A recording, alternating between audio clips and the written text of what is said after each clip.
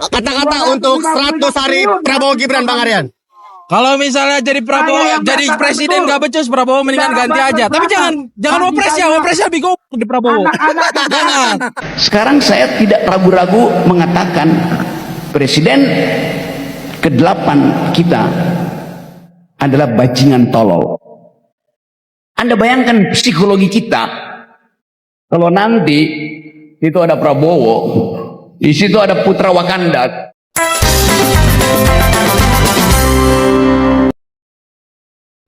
Assalamualaikum warahmatullahi wabarakatuh. Selamat datang lagi sahabat di channel One Opini dimanapun Anda berada saat ini.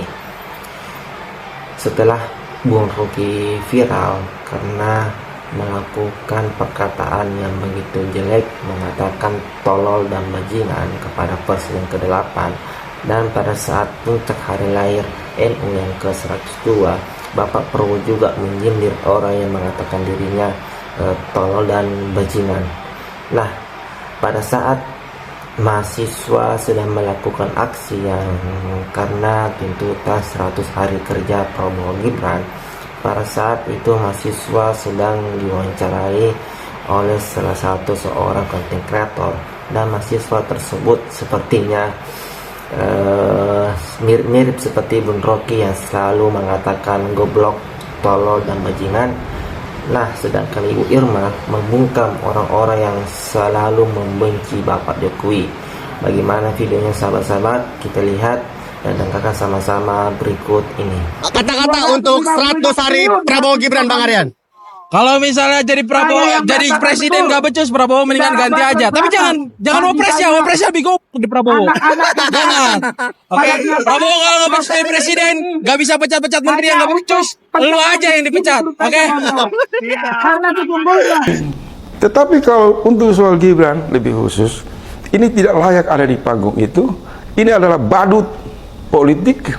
Ini adalah sesuatu yang sangat kontroversial yang hari ini belum bisa dikonfirmasi halal atau haram melalui produk MK yang terus diperdebatkan. Saya memang sudah saatnya Rocky bersedia sekarang lebih menahan diri untuk tidak menggunakan kata-kata kasar terhadap orang-orang yang tidak disukainya. Saya tahu Rocky menjadi sangat terkenal karena kekurang ajarannya. Kekasaran dia itu menambah viewers dan popularitasnya. Tapi untuk kepentingan kita semua, barangkali lebih baik Rocky menahan diri. Ayo gunakan akal sehat, karena hanya kalau kita gunakan akal sehat, Indonesia akan selamat.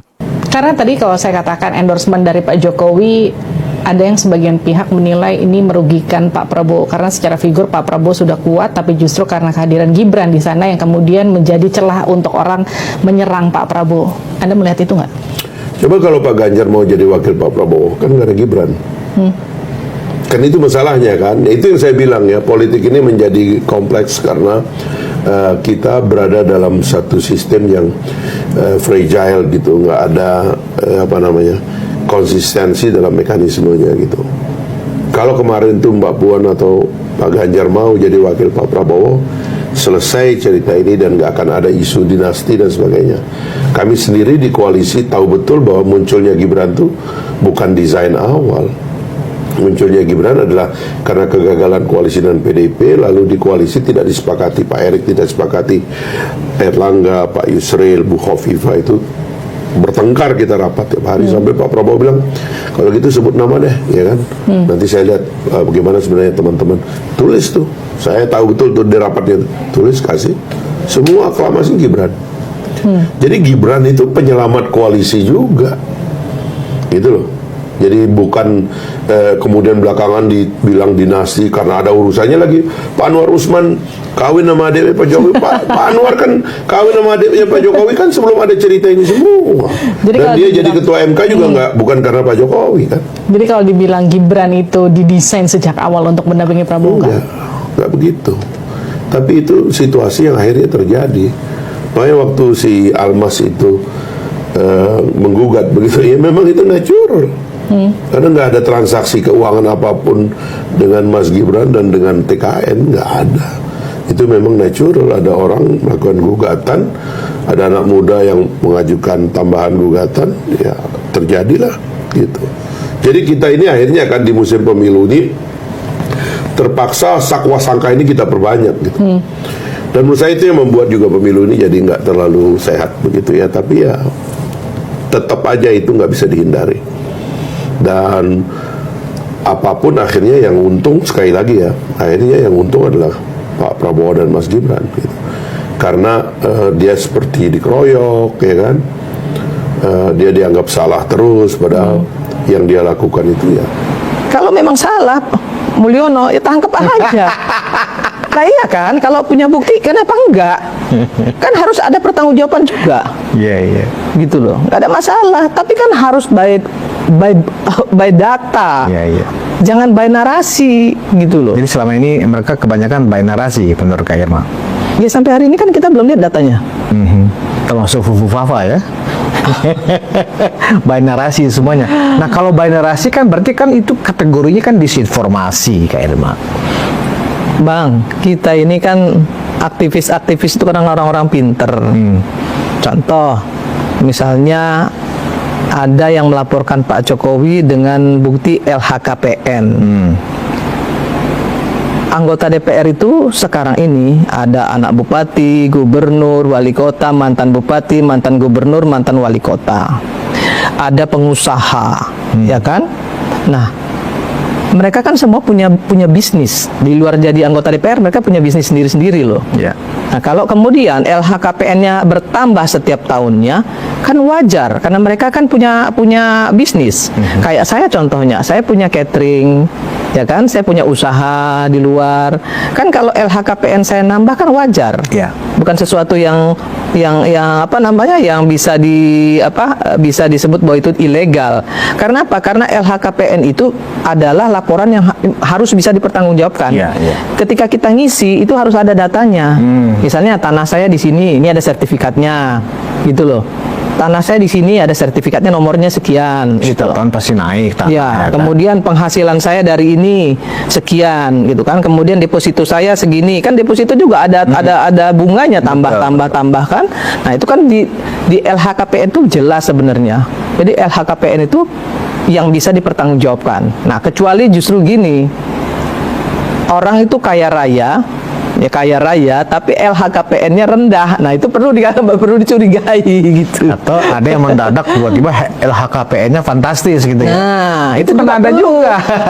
Kalaupun itu mau ditelisik nggak ada masalah, wajar kan, masyarakat juga melakukan kontrol. Iya.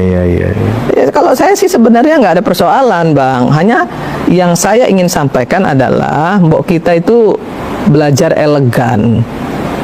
Gitu, sebagai aktivis ya, sebagai politisi itu elegan.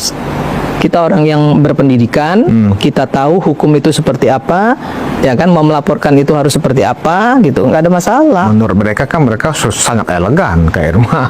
Iya kan, nggak apa-apa juga lah mereka malah berasa seperti itu kan. Kita bilang juga nggak boleh juga, kita bilang lu nggak boleh ya merasa seperti itu, nggak bisa. Makanya saya setiap kali selesai debat kan kita pasti tos-tosan, kita ngobrol bareng, ketawa-tawa gitu ya, karena kita tahu ini adalah konsumsi publik gitu ya, konsumsi publik yang memang harus dipahami oleh publik. Nah publik lah yang akan menilai gitu loh ya. Jadi ya beginilah kita hari ini. Tapi memang kehadiran Kak Irma selama ini kan membalance ya. Karena walaupun ya pasti kayak Kak Irma dengan sejumlah aktivis itu kan pasti adik-adik junior lah ya kan.